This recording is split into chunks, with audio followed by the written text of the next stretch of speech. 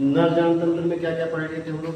जैसे आप लोगों को बताया गया था कि नर जनन तंत्र में हमें 4 मुख्य अंगों के बारे में अध्ययन करना था।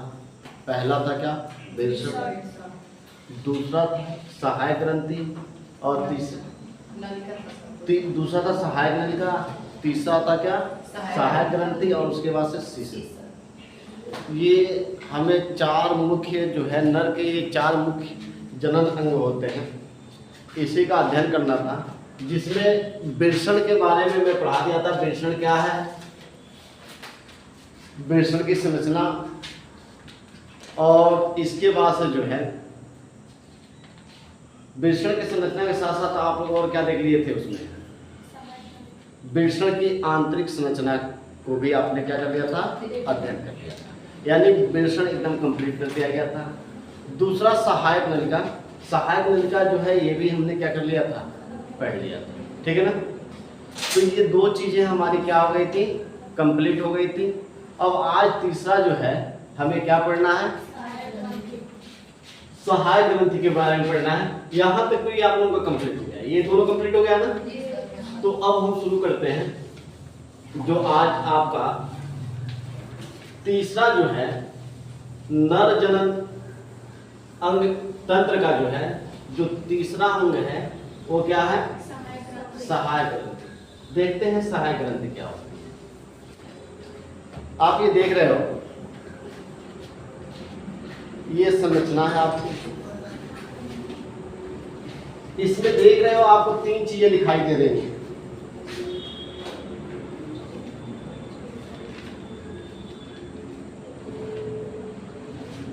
शुक्राशय क्या दिखाई दे रहा है? शुक्राशय, प्रोटेस्ट ग्रंथि, और ये क्या? कंदमूत्र पथ। ठीक ना? ये 3 चीजें आपको इसमें क्या कर रही है? दिखाई दे रही है। यही तीनों क्या है? एक तरह से कहा जाए जो सहायक ग्रंथि है। क्या है? सहायक ग्रंथि। आप यहाँ ग्राफ में देख, यहाँ जो है संरचना देख रहे हो, ये आपका क्या है? वृषण है। क्या है? और वृषण के ऊपर जो है एक पतली नलिका पाई जाती है, जिसे हम क्या कहते हैं? अर्धि वृषण कहते हैं। जैसे उस दिन अर्धि वृषण में आपको शायद मैं ये चीज बताना भूल गया था कि अर्धि वृषण जो होता है बेटा, ये करता क्या है कि अर्धि वृषण में शुक्राणु जो है कुछ समय के लिए क्या रहते हैं?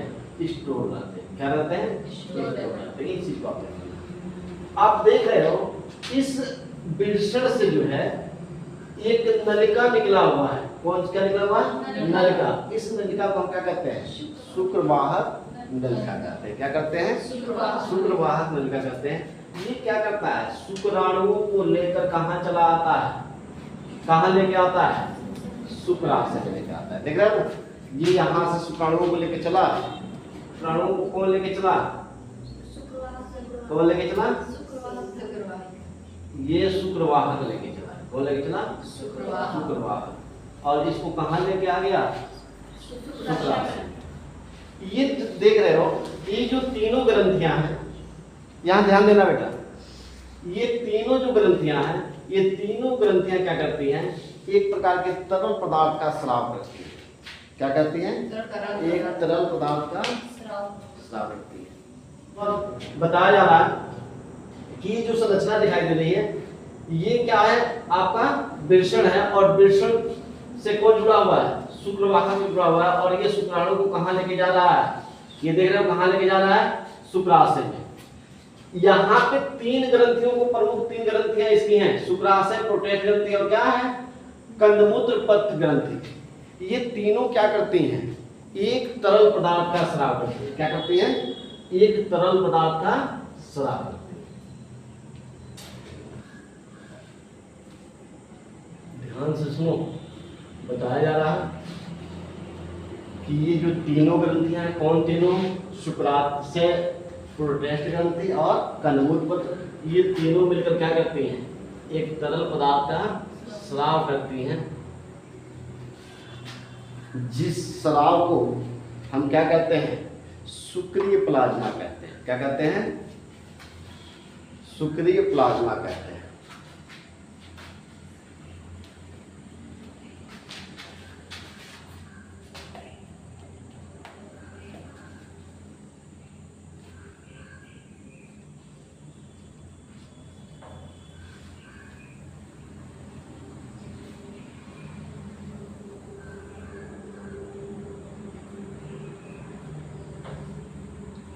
बताया जा रहा है कि ये तीनों मिलके क्या करती हैं, ये तरल पदार्थ का स्राव करती हैं, जिसे हम क्या कहते हैं, शुक्रीय प्लाज्मा कहते हैं। क्या कहते हैं, शुक्रीय प्लाज्मा कहते हैं। अब जो है, जब इस शुक्रीय प्लाज्मा में कौन आता है, अरे ध्यान दो, यहां बताया गया कि ये तीनों मिलके क्या करते हैं, ये तीनों मिलके क्या करते हैं बेटा, यहां से यहां तक भाग ये क्या करते हैं, एक तरल पदार्थ का क्या करते हैं, स्राव करते हैं। और स्राव करते हैं तो उससे क्या निकलता है, यानी वो जो तरल पदार्थ होता है क्या होता है, शुक्रीय प्लाज्मा।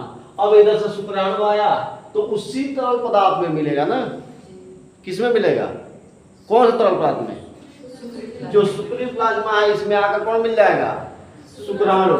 यानी इधर से आया और शुक्राणु आकर इसमें क्या हो गया, इस पदार्थ में मिल गया। कौन मिला, शुक्राणु मिला, यानी स्पर्म मिला।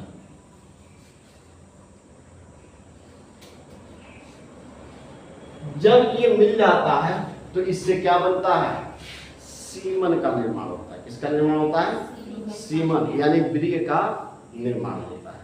यहाँ पर इससे जब ये दोनों आपस में मिले, कौन कौन, ये शुक्राणु, कौन मिला, शुक्राणु मिला और शुक्रीय प्लाज्मा, ये शुक्राणु मिल गया और कौन मिला, शुक्रीय प्लाज्मा। तो इससे क्या बनता है, वीर्य का निर्माण होता है। और वीर्य किसको कहा जाता है, सीमन को कहा जाता है।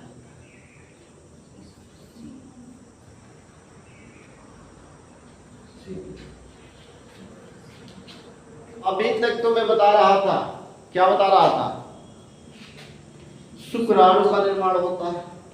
अब एक नया चीज आ गया, क्या, सीमन, यानी वीर्य आ गया। ये वीर्य क्या होता है, तो आपको बताया गया कि जब ये वृषण के अंदर किसका निर्माण हुआ, शुक्राणु का, वह शुक्राणु जो है शुक्रवाहक नलिका के माध्यम से कहां चला गया, शुक्राशय में चला गया। यानी तो यहाँ पर ये तीन ग्रंथियां मिलकर कौन कौन, शुक्राशय, प्रोस्टेट और तन्मूत्र पथ, ये तीनों मिलकर क्या करते हैं, एक तरल पदार्थ का स्राव करते हैं। अब ये तरल पदार्थ का जो स्राव करते हैं तो इस स्राव के कारण क्या होता है, शुक्रीय, जो स्राव होता है वो क्या होता है, शुक्रीय प्लाज्मा। अब उसी शुक्रीय प्लाज्मा में कौन आके मिला, स्पर्म आके मिला। कौन मिला, शुक्राणु। तो इन दोनों के मिलने से क्या बना, वीर्य बना। अब चूंकि वीर्य बनने के लिए जो है, एक चीज ध्यान रखना, एक कहीं नोट कर लेना कि वीर्य में जो है तीन चीजें होती हैं खास तौर से, अगर कहीं आप नोट करना चाहते हो तो पहला होता है स्पर्म। देख लेना यहाँ पे ये वीर्य कैसे बनता है, स्पर्म प्लस फ्रुक्टोज और प्लस सिट्रिक एसिड।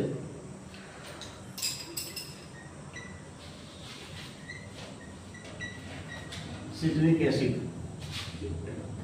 यानी शुक्राणु प्लस फ्रुक्टोज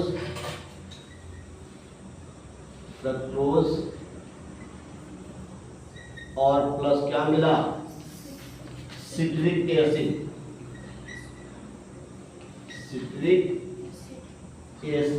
अम्ल, सिट्रिक एसिड को क्या कहेंगे, अम्ल।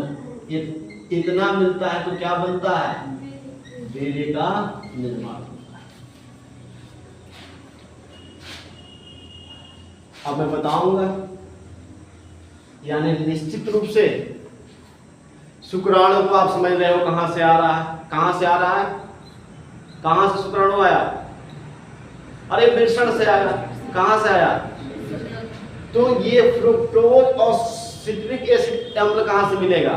तो निश्चित रूप से जो ये तरल पदार्थ का स्राव करता है, तो यही जो ग्रंथियां हैं वह किसका करती होंगी?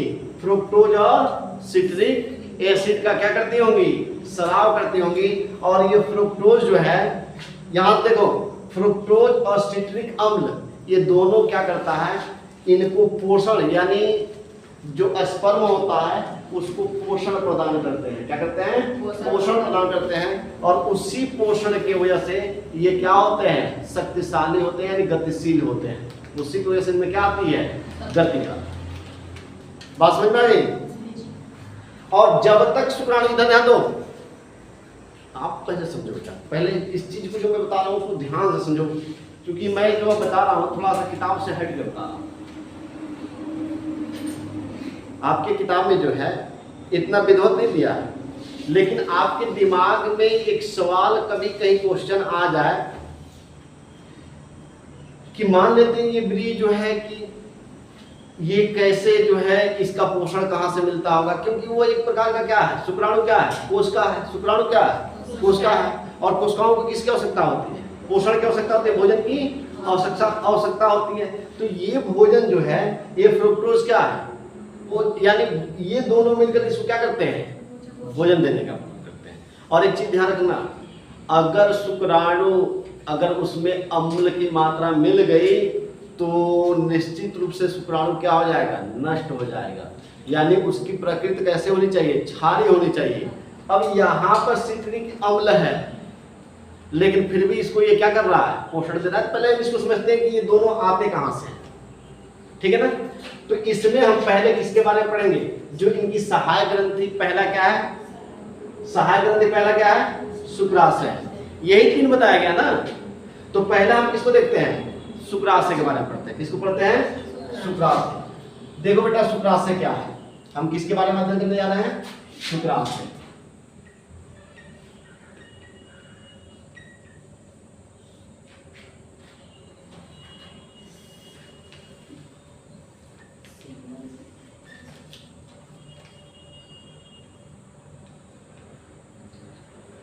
बेसिस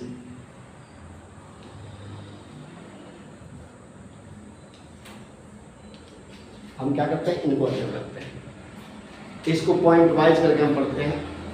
सबसे पहले देखते हैं शुक्राशय क्या होता है। तो अभी आप लोगों को बताया गया ये शुक्राशय कहाँ स्थित होता है बेटा? जैसे आपने ये देखा कि ये आपका यूरेथ्रा होता है। क्या होता है? ये इस तरह से यूरेथ्रा बताया गया ना आप लोगों को, इस तरह से यूरेथ्रा होता है। और दोनों साइड में इस तरह की क्या होती है? आंखें। यही दोनों क्या होता है? यही तो शुक्राशय है। ये क्या है? शुक्राशय। ठीक है। एक चीज मैं इसमें आप लोगों को छोड़ दिया, ये जो चीज था ये क्या है? इसको क्या कहा जाता है? इस वाले भाग को इसको क्या कहा जाता है? मूत्रवाहिनी। और ये कहां से निकल के आता है? ये आपकी किडनी से क्या होता है? जो ये किडनी होती है ना, किडनी कुछ इस तरह की आकृति की होती है, इसी से क्या होता है? जुड़ा हुआ होता है। कैसे जुड़ा होता है? इस तरह की किडनी की आकृति क्या होता है? जुड़ा हुआ होता है। ठीक ना? पहले हम क्या देखना था? शुक्राशय देखना। शुक्राशय के बारे में पढ़ते हैं। जो शुक्राशय होता है, जो सहायक ग्रंथि होती है, इन सहायक ग्रंथियों में सबसे बड़ी ग्रंथि होती है। पहला चीज क्या बताया गया कि जो शुक्राशय होता है वो सहायक ग्रंथियों में सबसे बड़ी क्या होती है? ग्रंथि होती है। या और इनकी संख्या कितनी है? कितना होता है? एक जोड़ी होता है। देख रहे हैं ना, एक इधर और एक इधर। ये क्या होता है? एक जोड़ी में होता है। जो कहां पाया जाता है? मूत्राशय के आधार पे मिलता है। यानी बताया गया, देखो इधर ध्यान दो, बताया जा रहा है पहला जो है, अगर बिंदुवाई पॉइंट करके देखें तो ये बताया गया कि ये क्या होता है? एक जोड़ी होता है। क्या होता है? सहायक जोड़ी। ये बड़ी होती है। क्या होती है? सबसे बड़ी होती है। क्या होती है?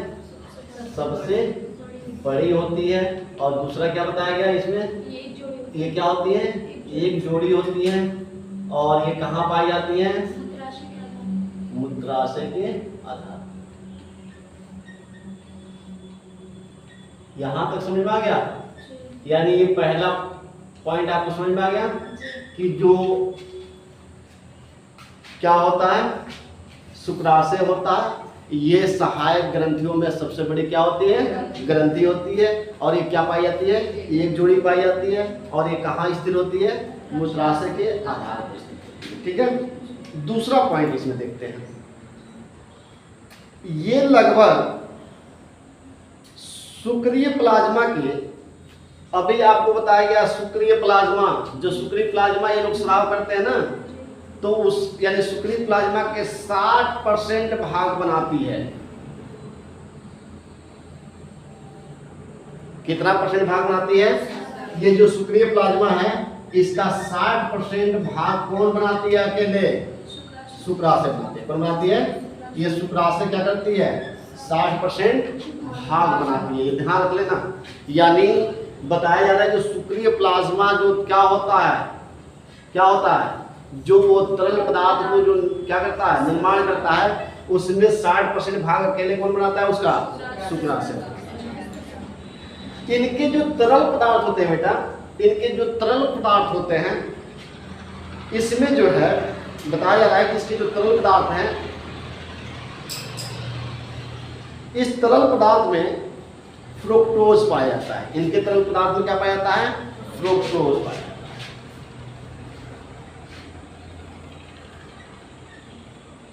ये फ्रुक्टोज पाया जाता है।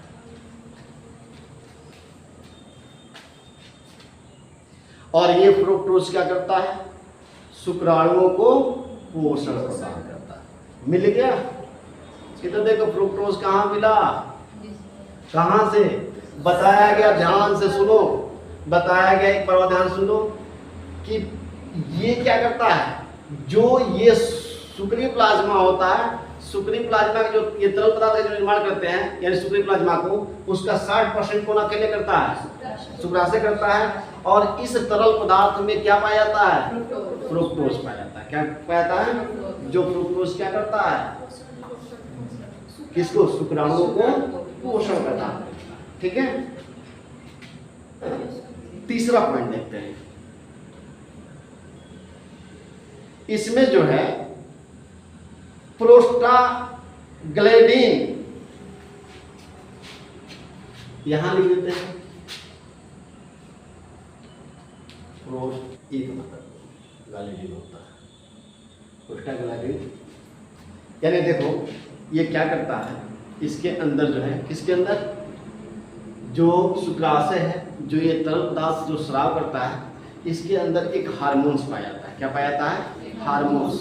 उस हार्मोन्स का क्या नाम है? प्रोस्टाग्लैंडिन। क्या नाम है? प्रोस्टाग्लैंडिन। ये क्या करता है? तो एक चीज ध्यान रखना, जैसे जो मादा का गर्भाशय होता है, जो मादा का गर्भाशय होता है, जगह तो कम पड़ रहा है, इधर आपको समझाते हैं। ये इसमें दिखा रहा है वीडियो में, ऐसे सिंपल समय ऐसे समझा देना। ये क्या होता है, जैसे ये मादा जनन तंत्र है, ये है,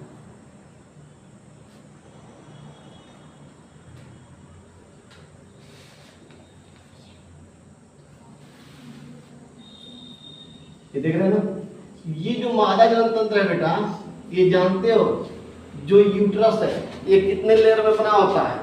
कितने लेयर में बना होता है? 3 लेयर में बना होता है। कितने लेयर में बना होता है? 3 लेयर में। अभी मैं पढ़ाऊंगा, मैं एक शॉर्ट में समझा रहा हूँ, इस हार्मोन से काम बता रहा हूँ। ये जो ये है 3 लेयर में बना होता है।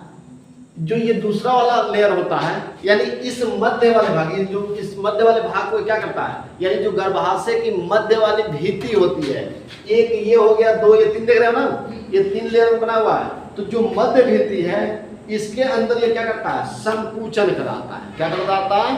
संकुचन। यानी जब क्या होता है, संभोग क्रिया के द्वारा, ध्यान से सुनो, जब संभोग क्रिया के द्वारा पुरुष शरीर से क्या सीमन निकलता है, क्या निकलता है? सीमन। अब वह सीमन को क्या करता है? गर्भाशय में, यानी जो यहाँ तक गर्भाशय के पास तक पहुंचाता है, और वहां पर जो गर्भाशय की जो मध्य भित्ति होती है वह संकुचन करती है। क्या करती है? संकुचन करती है। और संकुचन करके इसको क्या करती है? सीधे ऊपर की तरफ धक्का देती है। कहाँ देती है? ऊपर की तरफ धक्का देती है। और ऊपर की तरफ धक्का देने की वजह से ये क्या होता है? ये स्पर्म किधर पहुंचता है? ये जो सीमन है वो कहाँ पहुंचता है? क्या पहुंचता है? फैलोपियन ट्यूब तक पहुंचता है। और वहीं पे अंडे को क्या करता है? निषेचित करता है। बात समझ में आई? एक एक पॉइंट को ध्यान से समझते हम चलेंगे। अगला पॉइंट देखो, तो ये समझ लिए हमने, ये 3 पॉइंट देख लिया। पहला पॉइंट क्या था? पहला पॉइंट था कि ये एक जोड़ी होता है, ये सबसे बड़ी ग्रंथि होती है और ये क्या होता है? मूत्राशय के आधार पर स्थित होता है। दूसरा क्या बताया गया? दूसरा क्या बताया गया? ये बताया गया जो शुक्रीय प्लाज्मा है उसका 60% भाग अकेले कौन निकालता है?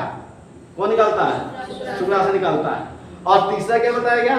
तीसरा बताया गया, तीसरा ये बताया जा रहा है कि इसमें एक प्रकार का हार्मोन्स पाया जाता है। वो हार्मोन्स का नाम क्या मैंने बताया? प्रोस्टेग्लैंडिन। और ये प्रोस्टेग्लैंडिन ने ये कौन सा काम किया? जो मादा गर्भाशय है उसके मध्य परत में संकुचन पैदा किया और इस स्पर्म को कहां ले गया? फैलोपियन ट्यूब तक पहुंचाने का कार्य किया। ठीक ना? या उस बीड़ी को कहां तक पहुंचाया? फैलोपियन ट्यूब तक पहुंचाया। समझ में आया? तो ये 3 इसके क्या हो गए? मुख्य हो गए। अब देखो शुक्राशय का जो है, इसका एक चीज मैं छोड़ दिया हूं, इसको यहीं पढ़ लेते हैं। इसका पीएच मान कितना होता है? इसका जो है शुक्राशय का पीएच मान कितना होता है? तो इसका पीएच मान जो है, शुक्राशय का पीएच मान जो होता है 7.2 होता है। कितना होता है? ये पीएच मान है। कितना है? पीएच मान। और जिसका पीएच मान 7 से ऊपर होता है तो वो किस प्रकृति का होता है? क्षारीय प्रकृति का होता है। तो ये क्या करता है? क्षारीय प्रकृति का बनाता है। ठीक है ना? अब सुनो, मेरी बात सुनो। आप ये चीजें को जानते हो, भली बात जानते हो, ये मैं पढ़ा भी चुका हूं कि जो यहां से ये मूत्र मार्ग भी यही है। ये क्या है? इधर देखो, ये मूत्र मार्ग यही है और स्पर्म भी क्या होता है? इसी रास्ते से निकलता है। तो अगर एक बात बताओ, जो पेशाब होता है वह क्या होता है? अम्लीय होता है। यूरिन क्या होता है? अम्लीय होता है। और अम्ल जो है किसके लिए घातक होता है? शुक्राणुओं के लिए। किसके लिए? शुक्राणुओं के लिए घातक होता है। अब शुक्राणु जो है अगर क्या हो, किसके संपर्क में आ जाए? यूरिन के, तो क्या हो जाएंगे? नष्ट हो जाएंगे। तो इसलिए ये क्या करता है कि उसके यानी अपना इसका पीएच मान क्या होता है? बढ़ा रहता है।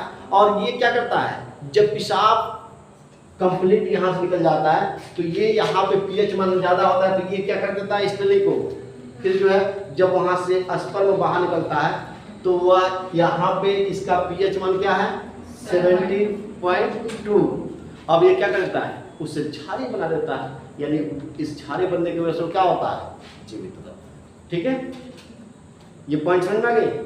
तो एक हमने कंप्लीट कर लिया, यानी इसमें हमने फ्रुक्टोज को भी पा लिया। ठीक है? अब दूसरा जो है, इसका दूसरा कौन सा है? प्रोटेस्ट ग्रंथि। क्या है? प्रोटेस्ट ग्रंथि। देखो इसको प्रोटेस्ट ग्रंथि के बारे में पढ़ते हैं। प्रोटेस्ट होता है बेटा, ये एक संपूर्ण ग्रंथि होती है और ये प्रोटेस्टिक मूत्र मार्ग पर स्थित होता है। यहां देखो, ये प्रोटेस्ट ग्रंथि है ना, देख रहे हो?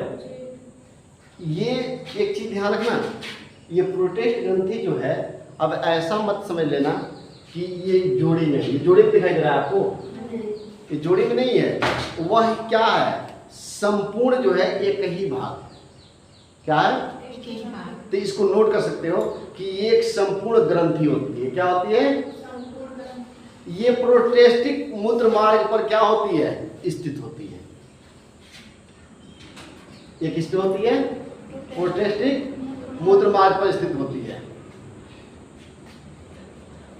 और इसमें देखो, इसमें दूसरा पॉइंट नोट कर लो, ये शुक्रीय प्लाज्मा, जो ये शुक्रीय प्लाज्मा है ना, ये कितना परसेंट बनाती है, तो ये 25, ये बताया गया ये बनाता है 60% और ये कितना बनाता है 25%, यानी ये इसका कितना भाग बनाता है 25% भाग बनाता है। शुक्र प्लाज्मा का कितना निर्माण करता है 25%। और ये क्या करता है कि उस तरल पदार्थ में जो है एक विशेष, ये जो है ना जो 25% ये स्राव करता है, जो बनाता है, इसमें एक विशेष प्रकार का गंध उत्पन्न करता है। क्या करता है, जैसे जो सीमन है, सीमन का जो है ना स्मेल जो है थोड़ा सा कैसे आता है, मांस की तरह से आता है। तो ये विशेष प्रकार का क्या कर देता है, गंध उत्पन्न कर देता है। कौन गंध उत्पन्न करता है, जो प्रोस्टेट ग्रंथि। और इसका रंग जो है क्या करता है, दूधिया रंग प्रदान करता है। ध्यान सुनो, एक बार और ध्यान से सुनते हैं क्या बताया गया इनकी पॉइंटों को। अरे समझो बेटा, लिख तो घर भी सकते हो, जब सुने रहोगे ना तो घर पे आराम से नोट कर लोगे, कोई दिक्कत नहीं है। पहले हम क्या करते हैं, जानने का प्रयास करते हैं। बताया जा रहा है, इसको बताया गया कि ये क्या करता है, ये सक्रिय प्लाज्मा का कितना परसेंट निर्माण करता है 25%। कितना 25% निर्माण करता है। और इस जो तरल पदार्थ जो 25% बनाता है, इसमें जो है एक विशेष प्रकार का क्या करता है, गंध उत्पन्न करता है। क्या करता है, और इसका रंग जो है वह सफेद यानी दूधिया कलर का क्या करता है, बनाने का कार्य करता है। ठीक है ना। अगला पॉइंट इसमें रहेगा कि इसके तरल में जो है देखो क्या क्या पाया जाता है, कैल्शियम का निर्माण करता है। दूसरा क्या बताएगा, प्रोस्टेग्लैंडिन हार्मोन्स का निर्माण करता है। और सिट्रिक एसिड, किसका, सिट्रिक एसिड का भी क्या करता है, सिट्रिक अम्ल का निर्माण करता है। कैल्शियम, प्रोस्टेग्लैंडिन और सिट्रिक एसिड। और इसके बाद से जो है कुछ एंजाइम, जैसे कुछ एंजाइम क्या क्या है इसमें जो है, कुछ एंजाइमों का निर्माण करता है। उस एंजाइम में अगर आपको कहीं नोट करना होगा तो कर लेना, एसिड फास्फेज और एमाइलेज प्रोटाइज, इनका क्या करता है, ये क्या करता है, अरे सीधे लिख लेना, ये कुछ एंजाइम को क्या करता है, निर्माण करता है। सीधे इधर देखो, मेरे तरफ देखो, बताया गया किस ग्रंथि के बारे में हम पढ़ रहे हैं, प्रोस्टेट ग्रंथि। आप लोग सुने हो ना। तो प्रोस्टेट ग्रंथि जो है बताया गया कि ये किन किन चीजों का निर्माण करता है, तो कैल्शियम का निर्माण करता है। दूसरा बताया गया, यहाँ कैल्शियम का निर्माण हुआ। इसके बाद क्या बताया गया, प्रोस्टाग्लैंडिन का निर्माण हुआ, सिट्रिक एसिड का निर्माण हुआ। उसके बाद से क्या हुआ, कुछ एंजाइम क्या करता है, कुछ एंजाइम का क्या करता है, निर्माण करता है। और ये जो सिट्रिक एसिड है ये क्या करता है, पोषण प्रदान करता है। और यही सिट्रिक एसिड क्या करता है, उसमें एक विशेष प्रकार का गंध भी क्या करता है, उत्पन्न करता है। बात समझ में आई। तो हमने क्या बताया था, अभी आप लोगों को बताया था कि जो ब्री है वो कैसे बनता है, जो सीमन है वो कैसे बनता है। तो सीमन में sperm plus fructose plus citric acid, ये तीन मिलते हैं तो क्या बनता है, क्या बनता है, यानी इसको कहा जाता है, ब्री को सीमन कहा जाता है। क्या कहता है, सीमन कहा जाता है। तो ये समझ में आया यहां तक।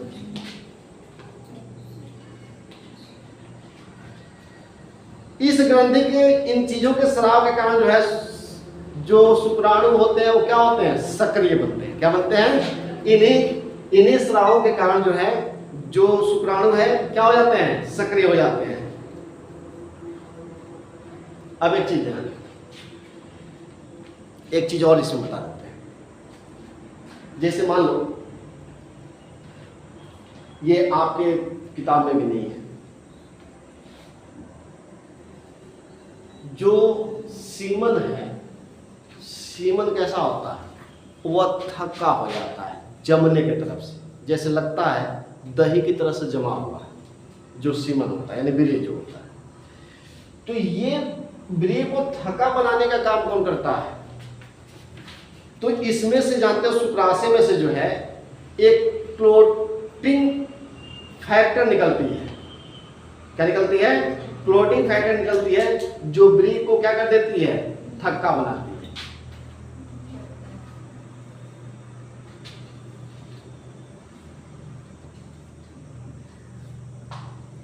अच्छा, ये फ्रुक्टोज जो है, इधर देखो, ये जो फ्रुक्टोज है इसमें पहले वाले में एक चीज जैसे समझाने के लिए बता दूंगा, ये आपके कोर्स से वो है कि इसका मैंने बताया कि ये क्या करता है? शुक्राणु को पोषण प्रदान करता है।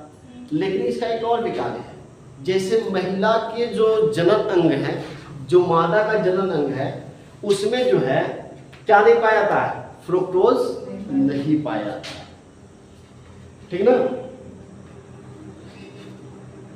ध्यान दो, अगर मान लो किसी महिला के साथ रेप हो जाता है, बलात्कार हो जाता है, ऐसे घटनाएं आए दिन सुनने को मिलता है, तो महिला का भाई महिला सही बोल रही है कि झूठ बोल रही है, इसका पता करने के लिए उसका क्या होता है? मेडिकल परीक्षण होता है। तो मेडिकल परीक्षण में जब कोई पुरुष जो है किसी महिला के साथ संबंध बनाता है तो निश्चित रूप से क्या होगा कि उसका जो है सीमन जो है, यानी ये जो है सीमन कहां पहुंचेगा? जो मादा जननांग है उसमें वो पहुंचने का कार्य करेगा। और इसमें क्या होता है? सीमन के अंदर क्या होता है? फ्रुक्टोज होता है। क्या होता है? जो महिला के क्या होता है? मादा जनन अंग में नहीं पाया जाता है। तो निश्चित रूप से उस जो है सीमन के साथ कौन पहुंचा होगा? फ्रुक्टोज। तो डॉक्टर परीक्षण में क्या करता है? उसी फ्रुक्टोज को जांच करता है, और जैसे पता चलता है कि फ्रुक्टोज अंदर पहुंचा है तो इसका मतलब महिला क्या कर रही है? सही हो। नहीं तो आजकल तो बहुत सारा नियम है कि किसी के यहाँ थोड़ा सा झगड़ा हुआ तो महिलाएं जो है कपड़ा फाड़े पहुंच जा रही है। कहाँ पहुंच जा रही है? थाने पर, कि मेरे साथ उल्टा सीधा करती है। तो ये जांच इससे एक तो पहला जांच क्या होता है? इसी का फ्रुक्टोज का। ये बात समझ में आ गई? अब तीसरा देखते हैं। तीसरा क्या है जी? तीसरा यानी हमने पहला ग्रंथि पढ़ लिया, दूसरा पढ़ लिया, अब तीसरा पढ़ते हैं। तीसरा क्या है? तीसरा है कंदमूत्र पथ ग्रंथि। ये देखो, यही है ना, यही है। ये देखो, ये इस साइड में है और एक इस साइड में। इसका मतलब ये क्या होता है? एक जोड़ी होता है। क्या होता है? एक जोड़ी। इसको लिख लो, ये क्या होता है? एक जोड़ी होता है, और ये छोटा होता है। ये बताया गया है। ये शुक्राशय क्या होता है? बड़ा ग्रंथि होता है, और ये क्या है? कंदमूत्र पथ ग्रंथि। ये क्या है? छोटा ग्रंथि है। ये जो है जैसे यहां पर यह है ना, तो इसी मार्ग से क्या आता है? यूरिन भी आता है। और इसमें जो है आप लोगों को बताया गया था कि चूंकि पुरुष में जो है, मैं पहले ही लेक्चर में बता दिया था, पुरुष में जो है एक ही मार्ग होता है, उसी मार्ग से यूरिन भी बाहर आता है शरीर से, और उसी मार्ग से क्या होता है? स्पर्म भी बाहर आता है। तो मैं अभी बता रहा हूं कि जो यूरिन होता है वह कैसा प्रकृति का होता है? अम्लीय प्रकृति का होता है। और शुक्राणु कैसा होता है? क्षारीय। यानी जब तक वो क्षारीय नहीं होगा तो वो जीवित नहीं रहेगा। तो यहां से मान लो कि निश्चित रूप से जब ये यूरिन शरीर से बाहर आती है, तो यूरिन जब बाहर आती है तो कुछ उसके कण इस पे चिपके हो तो वो क्या हो जाएगा? अम्लीय होगा कि नहीं होगा? तो ये क्या करता है? उसकी अम्लीयता को खत्म करने का कार्य करता है। समझ में आया? जो कंदमूत्र पथ है ये क्या करता है? अम्लीयता को खत्म करने का कार्य करता है। नेक्स्ट पॉइंट देखते हैं। देखो, इसका एक और मुख्य काम है। अरे बेटा समझो, पहले समझो यार, समझते नहीं हो आप, पहले समझने का प्रयास करो। मैं बार बार कहता हूँ, आप लिखोगे, खाली लिखते रहोगे ना, आप कुछ नहीं समझोगे। पहले समझो, इसने क्या किया, ये बताया गया कि सबसे छोटा ग्रंथि होता है, सीधी सी बात है। अब वो बताया जा रहा है कि ये क्या किया, इसने अम्ल के प्रभाव को क्या किया, खत्म किया। इसके बाद से इसका एक सबसे मुख्य जो कार्य है, ये कार्य एक बार समझ लो, उसके बाद से लिखना। जब पुरुष जो है, जब यानी मेल फीमेल संबंध होता है, यानी जो संभोग क्रिया जिसे कहा जाता है, उस दौरान ये एक विशेष प्रकार का क्या करता है, चिपचिपा पदार्थ का स्राव करता है, यानी जिसे स्नेहन कहा जाता है। क्या कहता है, स्नेहन, लिब्रिकेशन। यानी वह लिब्रिकेशन क्या होता है, यानी ये क्या करता है कि वो इतना चिकना तरल पदार्थ होता है जो पूरे जो है शीशन से बाहर निकलकर और वो क्या करता है, वहां चिपचिपा बना देता है, जो संभोग प्रक्रिया को करने के लिए क्या होता है, आसानी प्रदान करता है। ठीक है, समझ में आ गया, ये बात समझ में आई आप लोगों को। यही वो भाग है जो एक प्रकार का क्या करता है, चिपचिपा तरल पदार्थ का क्या करता है, स्राव करता है, जिससे ये क्या होता है, संभोग प्रक्रिया में आसानी होती है। अगर ये क्या हो, चिपचिपा तरल पदार्थ का स्राव ना हो तो संभोग प्रक्रिया में क्या होगी, कठिनाई उत्पन्न हो सकती है। चाहे वो फीमेल पार्टनर हो या मेल पार्टनर हो, ये दोनों के लिए क्या है, हानिकारक है। ये हानिकारक नहीं है, अगर ये स्राव ना हो तो हानिकारक है। ठीक है ना, समझ में आ गया। तो ये आपका क्या हुआ, समाप्त, सहायक ग्रंथि। सहायक ग्रंथि पढ़ लिए, समझ में आ गया। अब हम क्या स्टार्ट करते हैं, जो इसका लास्ट भाग है, हमने तीसरा भी खत्म कर दिया, सहायक ग्रंथि। अब हमें किसके बारे में पढ़ना है, पेनिस के बारे में अध्ययन करना है। अब हम लास्ट पॉइंट देखते हैं, जो नर जनतंत्र का लास्ट भाग क्या है, शीशन। देखो बेटा, शीशन क्या होता है। जैसे शीशन के बारे में, ये पुरुष का जो है सबसे उत्तेजित अंग होता है। क्या होता है, सबसे उत्तेजित अंग होता है। और ये जो है एक विशेष प्रकार के, यानी दो प्रकार के मांसपेशियों से बना हुआ क्या होता है, संरचना होता है। क्या होता है, संरचना होता है। ये दोनों तरफ आप देख रहे हो, ये दोनों तरफ का जो भाग होता है, इसको अस्पंजी पिंड कहा जाता है। अस्पंजी पिंड का मतलब क्या है कि बीच बीच में क्या होती है, खाली स्थान होते हैं। अस्पंज देखे हो, जैसे कि इस चीज को उसमें सोख लेता हो, उस तरह का अस्पंज टाइप का होता है। और ये दोनों साइड में, यानी एक जोड़ी ये आप देख रहे हो ना, ये क्या होते हैं, सुहाग पिंड पाए जाते हैं। क्या पाए जाते हैं, सुहाग पिंड पाए जाते हैं। बताया जा रहा है ये जो ऊपर वाली भाग होती है, इसको मुख, मार्ग मुख कहा जाता है। यानी यहाँ से यूरिन क्या होता है, पास्ता। यानी ये वाला जो आपको नली दिखाई दे रहा है, ये क्या है, क्या है, मूत्र मार्ग है। ये जो नली दिखाई दे रहा है क्या है, मूत्र मार्ग है। ये जो भाग आपको दिखाई दे रहा है ना, इसको, ये वाला और ये वाला भाग आपको क्या दिखाई दे रहा है, कुछ फूला हुआ भाग दिखाई दे रहा है इसमें। इस फूले हुए भाग को क्या कहते हैं, शीशन मूड कहते हैं। और ये देखो, जो ऊपर से एक झिल्ली नुमा संरचना, यानी ये त्वचा का बना होता है, लेकिन झिल्ली युक्त होता है। क्या होता है, झिल्ली युक्त होता है, जिसे हम क्या कहते हैं, अग्र त्वचा कहते हैं। तो ये इसके क्या है, मुख्य भाग है। अब थोड़ा सा इसकी अगर संरचना में आए तो ये क्या होता है, थोड़ा सा बेलनाकार आकृति का होता है। क्या होता है, बेलनाकार आकृति का होता है। बारे में बताया जा रहा है, जो शीशन होता है, ये